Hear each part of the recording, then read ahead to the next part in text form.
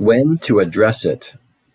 If your imposter syndrome feels more sticky, and if giving yourself permission to step through it doesn't get you unstuck, you need to address it.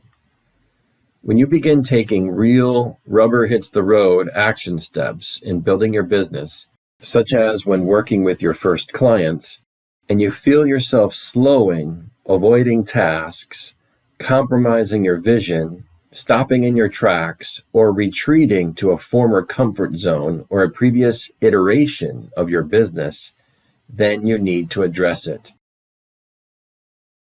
Do not dismiss imposter syndrome when you are unable to act.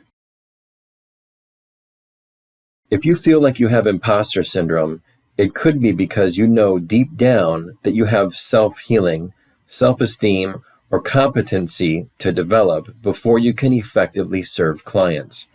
And trying to heal yourself while healing someone else might not feel authentic.